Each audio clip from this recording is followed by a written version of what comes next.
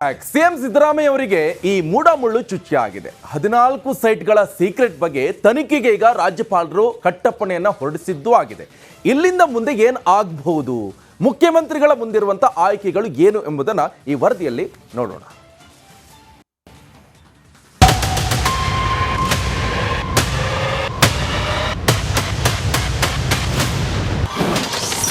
ಮುಖ್ಯಮಂತ್ರಿ ಬುಡಕ್ಕೆ ಮೂಡಾಮುಳ್ಳು, ಸಿದ್ದರಾಮಯ್ಯರಿಗೆ ಫಿಕ್ಸ್ ಆಯ್ತಾ ಉರುಳು.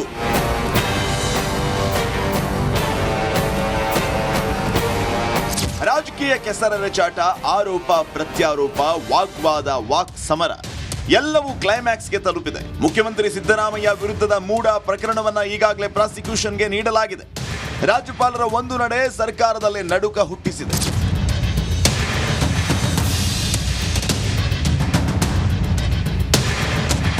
ರಾಜ್ಯಪಾಲರ ಈ ನಡೆ ಸರ್ಕಾರದಲ್ಲೇ ನಡುಕ ಹುಟ್ಟಿಸಿದೆ. ಪ್ರಾಸಿಕ್ಯೂಷನ್ ತನಿಖೆಗೆ ರಾಜ್ಯಪಾಲ ತಾವರ್ ಚಂದ್ ಗೆಹ್ಲೋಟ್ ಅನುಮತಿಯನ್ನ ಕೊಟ್ಟಾಗಿದೆ. ಇಲ್ಲಿಂದ ಮುಂದೆ ಏನ್ ಮಾಡಬೇಕು ಅನ್ನೋ ಚರ್ಚೆ ಕಾಂಗ್ರೆಸ್ ವಲಯದಲ್ಲಿ ಸಂಚಲನ ಸೃಷ್ಟಿಸ್ತಾ ಇದೆ. ಇಡೀ ಪ್ರಕರಣ ಮುಂದೆ ಯಾವ ದಿಕ್ಕಿನತ್ತ ಸಾಗಬಹುದು ಅಂತ ನೋಡೋದಾದ್ರೆ, ಮುಂದೇನಾಗುತ್ತೆ ಮೂಡಾ ಕೇಸ್. ಜನಪ್ರತಿನಿಧಿಗಳ ವಿಶೇಷ ನ್ಯಾಯಾಲಯಕ್ಕೆ ಅರ್ಜಿ ಸಲ್ಲಿಸಲಾಗುತ್ತೆ. ಪ್ರಾಸಿಕ್ಯೂಷನ್ಗೆ ಅನುಮತಿ ನೀಡಿದ ಆಧಾರದ ಮೇಲೆ ಕೋರ್ಟ್ ಮೊರೆ ಹೋಗಲಾಗುತ್ತೆ. ಜನಪ್ರತಿನಿಧಿಗಳ ಸ್ಪೆಷಲ್ ಕೋರ್ಟ್ನಲ್ಲಿ ಅರ್ಜಿ ವಿಚಾರಣೆ ನಡೆಸಲಾಗುತ್ತೆ. ಪೊಲೀಸರು ಲೋಕಾಯುಕ್ತಕ್ಕೆ ಪ್ರಕರಣ ದಾಖಲಿಸುವಂತೆ ಆದೇಶಿಸುವ ಸಾಧ್ಯತೆ ಇದೆ. ನಂತರ ಕೇಸ್ ದಾಖಲಿಸುವಂತೆ ಸ್ಪೆಷಲ್ ಕೋರ್ಟ್ ಆದೇಶ ನೀಡಬಹುದು. ಇಷ್ಟೆಲ್ಲ ಆದ್ಮೇಲೆ ಲೋಕಾಯುಕ್ತ ಪೊಲೀಸ್ ಠಾಣೆಯಲ್ಲಿ ಕೇಸ್ ದಾಖಲಾಗುತ್ತೆ. ಲೋಕಾಯುಕ್ತ ಅಧಿಕಾರಿಗಳು ಈ ಬಗ್ಗೆ ತನಿಖೆಯನ್ನು ಆರಂಭಿಸುತ್ತಾರೆ. ಇತ್ತ ಸಿದ್ದರಾಮಯ್ಯ ರಾಜೀನಾಮೆ ನೀಡುವಂತೆ ಒತ್ತಡ ಆರಂಭ ಆಗುತ್ತೆ.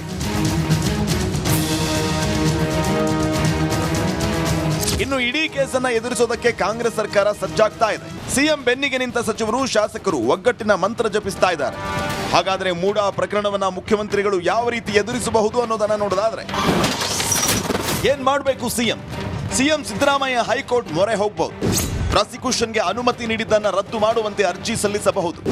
ನಮಗೆ ಸಂಬಂಧಿಸಿದ ಜಮೀನು ತಗೊಂಡು ಸೈಟ್ ನೀಡಿದ್ದಾರೆ, ಇದರಲ್ಲಿ ನಾನು ಅಧಿಕಾರ ದುರುಪಯೋಗ ಮಾಡಿದ್ದಕ್ಕೆ ಸಾಕ್ಷ್ಯ ಇಲ್ಲ ಅಂತ ವಾದಿಸಬಹುದು. ಜೊತೆಗೆ ರಾಜಕೀಯ ಪ್ರೇರಿತವಾಗಿ ಅನುಮತಿ ನೀಡಲಾಗಿದೆ ಅಂತ ಉಲ್ಲೇಖಿಸಲೂಬಹುದು.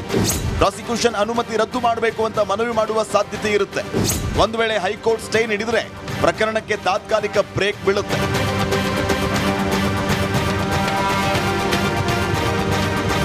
ಮೂಡಾ ಕೇಸ್ನ ಪ್ರಾಸಿಕ್ಯೂಷನ್ ಉರುಳು ಎಲ್ಲವನ್ನು ತಿರುಮುರು ಮಾಡೋ ಎಲ್ಲ ಲಕ್ಷಣಗಳು ದಟ್ಟವಾಗ್ತಾ ಇದೆ.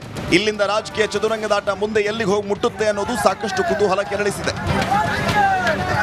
Bureau report, republic Kannada. Siddaramaiah ವಿರುದ್ಧ ರಾಜ್ಯಪಾಲರು ಪ್ರಾಸಿಕ್ಯೂಷನ್ಗೆ ನೀಡಿದಾಯ್ತು. ಇನ್ನು ಗವರ್ನರ್ ಹಾಗೆ ಕೇಂದ್ರದ ವಿರುದ್ಧ ಈಗ ಕಾಂಗ್ರೆಸ್ ಬೆಂಕಿ ಚೆಂಡನ್ನ ಉಗುಳುತ್ತಾ ಇದ್ದಾರೆ. ಈ ಮಧ್ಯೆ ಸಿಎಂ ಮುಂದಿನ ನಡೆ ಭಾರೀ ಕುತೂಹಲವನ್ನ ಕೆರಳಿಸಿದೆ.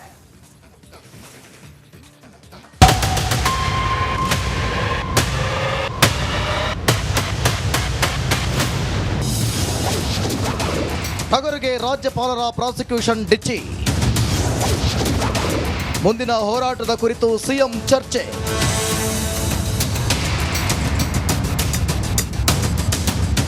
ಸಿದ್ದರಾಮಯ್ಯ ಸಿಎಂ ಕುರ್ಚಿ ಸೇಫ್ ಆಯಿತು.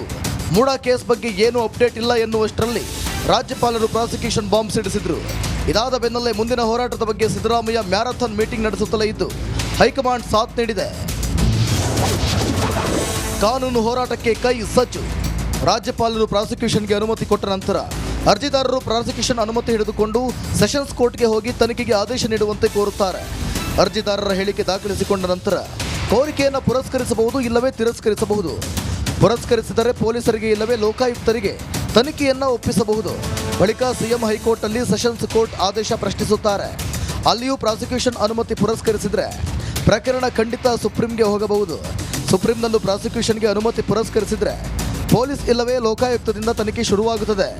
2011ರಲ್ಲಿ ಬಿಎಸ್ವೈ ವಿರುದ್ಧ ಪ್ರಾಸಿಕ್ಯೂಷನ್ಗೆ ನೀಡಲಾಗಿತ್ತು. 10 ತಿಂಗಳುಗಳ ನಂತರ ಆರೋಪ ಪಟ್ಟಿ ಸಲ್ಲಿಸಲಾಗಿತ್ತು.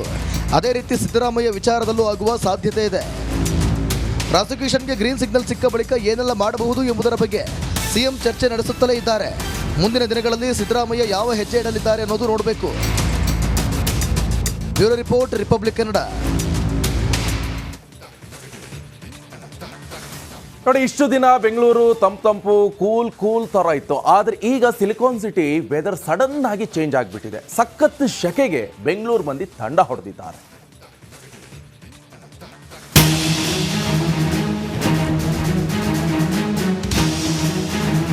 ನೀರಲ್ಲಿರೋ ಮೀನಿನ ಹೆಜ್ಜೆಯನ್ನ ಕಂಡುಹಿಡಿಯಬಹುದು. ಆದ್ರೆ ನಮ್ಮ ಬೆಂಗಳೂರು ವೆದರ್ನ ದೇವರಾಣೆ ಊಹಿಸೋಕೆ ಸಾಧ್ಯ ಆಗಲ್ಲ. ಬೆಳಗ್ಗೆ ಮೋಡ ಮುಸುಕಿದ ವಾತಾವರಣ, ಮಧ್ಯಾಹ್ನ ಆದ್ರೆ ಸುಡು ಬಿಸಿಲು, ಸಂಜೆ ಮಳೆ, ರಾತ್ರಿ ಆದ್ರೆ ಚಳಿ. ಎಲ್ಲ ಒಂದೇ ಊರಲ್ಲಿ ಸಿಗೋದು ಬೆಂಗಳೂರಲ್ಲಿ ಮಾತ್ರ ಗುರು. ಕ್ಷಣಕ್ಕೂ ಬದಲಾಗುತ್ತಿದೆ ಹವಾಮಾನ. ವಿಪರೀತ ಶೆಕೆಗೆ ಸಿಲಿಕಾನ್ ಸಿಟಿ ಜನ ತಂಡ. ಅದೇನ್ ಶೆಕೆ ಗುರು, ಸಾಕಪ್ಪ ಸಾಕು.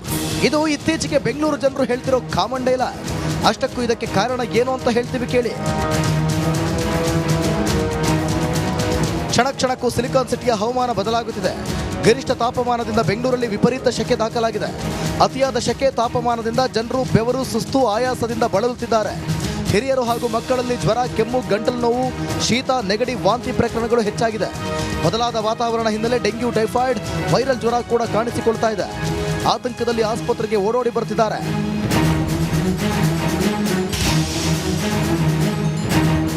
ಹವಾಮಾನದಲ್ಲಿ ವ್ಯಾಪಕ ಬದಲಾವಣೆ ಕಂಡು ಬರ್ತಿರೋ ಕಾರಣ ಆರೋಗ್ಯದಲ್ಲಿ ಏರುಪೇರಾಗ್ತಿದೆ. ಜನರು ಆತಂಕ ಪಡೋ ಅವಶ್ಯಕತೆ ಇಲ್ಲ, ಟೆನ್ಷನ್ ಮಾಡಿಕೊಳ್ಳದಂತೆ ವೈದ್ಯರು ಸಲಹೆ ನೀಡಿದ್ದಾರೆ. ಯಾವುದಕ್ಕೂ ನಿಮ್ಮ ಆರೋಗ್ಯದ ಬಗ್ಗೆ ಸ್ವಲ್ಪ ಎಚ್ಚರ ವಹಿಸುವುದು ಒಳ್ಳೆಯದು. Deepti Tolpadi, metro bureau, republic Kannada.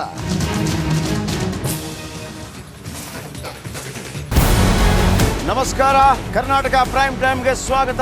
ನಾನು ಜಯಪ್ರಕಾಶ್ ಶೆಟ್ಟಿ. ಇಡೀ ಕರ್ನಾಡು ಇವತ್ತು ರೆಬೆಲ್ ಆಗಿ ನಿಂತಿದೆ. ಈ ಹಗರಣಗಳನ್ನು ಸದನದಲ್ಲಿ ಪ್ರಸ್ತಾಪ ಮಾಡಲು ಕೂಡ ಕಾಂಗ್ರೆಸ್ ಹಿಂದೇಟು ಹಾಕಿದ್ದೇಕೆ? ನಿಮ್ಗೆ ಸಂಬಳ ಅದಕ್ಕೆ, ನಿಮಗೆ ವಾಹನ ಅದಕ್ಕೆ, ನಿಮಗೆ ವೆಪನ್ ಅದಕ್ಕೆ, ನೀವು ಅದನ್ನು ಸೆರೆ ಹಿಡಿಬೇಕಾಗಿತ್ತು. ನೀವು ವಿದ್ಯುತ್ ಬರ ಇದೆ ಅಂತ ಹೇಳ್ತಾ ಇದ್ದೀರಿ, ಎಲ್ಲಿ ಬರ ಇದೆ ನೀವು ಹೇಳಬೇಕು. ಪಾಕಿಸ್ತಾನ್ ಆಕ್ಯುಪೈಡ್ ಕಾಶ್ಮೀರ್ ಅದು ಎಂದೆಂದಿಗೂ ನಮ್ಮದು. 40 ಮೆಷಿನ್ಗಳು ತಂದಿತ್ತು ನೋಟ್ ಎಣಿಸುವುದಕ್ಕೆ, ಅದೇ ಹಾಳಾಯಿತು. ಮಥುರಾದ ಗಲಾಟೆ ಇದೆಯಲ್ಲ, ಅದು ಸ್ಥಳೀಯವಾಗಿ ಕೂತು ಪರಿಹರಿಸಬಹುದಾದಂಥ ಕಾನೂನಿದೆ. ಗ್ಯಾರಂಟಿ ಯೋಜನೆಯಿಂದ ನಷ್ಟ ಆಗಿದೆ, ಲಾಭ ಆಗಿದೆ, ದಯವಿಟ್ಟು ಹೇಳಿ. Dawood Ibrahim most wanted criminal ಯಾವಾಗಾದ ಅಂದರೆ ಇಲ್ಲಿ ತನಕ ಭಾರತ ದೇಶದಲ್ಲಿ ಓರ್ವ ದಲಿತ ಪ್ರಧಾನಿಯಾದಂಥ ಇತಿಹಾಸವೇ ಇಲ್ಲ. ರಿಪಬ್ಲಿಕ್ ವರ್ಲ್ಡ್ ಆಪ್ ಇದು ಕೇವಲ ಅಪ್ಲಿಕೇಶನ್ ಅಲ್ಲ, ಸಮಗ್ರ ಸುದ್ದಿಗಳ ಸಂಪರ್ಕ ಮಾರ್ಗಕ್ಕೆ ಕ್ರಾಂತಿಕಾರಿ ಬದಲಾವಣೆ. ರಿಪಬ್ಲಿಕ್ ವರ್ಲ್ಡ್ ಆಪ್ ಕೇವಲ ಸುದ್ದಿ ಅಪ್ಲಿಕೇಶನ್ ಅನ್ನ ಪರಿಚಯ ಮಾಡ್ತಾ ಇಲ್ಲ, ಬದಲಾಗಿ ಡಿಜಿಟಲ್ ಸುದ್ದಿ ಬಳಕೆಯ ಹೊಸ ಯುಗಕ್ಕೆ ನಾಂದಿ ಹಾಡ್ತಾ ಇದೆ. ಇದೊಂದು ಬ್ರೇಕಿಂಗ್ ನ್ಯೂಸ್, ಪ್ರಭಾವಶಾಲಿ ಕಾರ್ಯಕ್ರಮಗಳಿಗೆ ಗಟ್ಟಿಯಾದ ವೇದಿಕೆ. ರಿಪಬ್ಲಿಕ್ ವರ್ಲ್ಡ್ ಅಪ್ಲಿಕೇಶನ್ ಈಗ ಲೈವ್ ಆಗಿದೆ. ಗೂಗಲ್ ಪ್ಲೇ ಸ್ಟೋರ್ ಮತ್ತು ಆಪಲ್ ಆಪ್ ಸ್ಟೋರ್ ಎರಡರಲ್ಲೂ ಲಭ್ಯವಿದೆ. ಈಗಲೇ ಡೌನ್ಲೋಡ್ ಮಾಡಿ.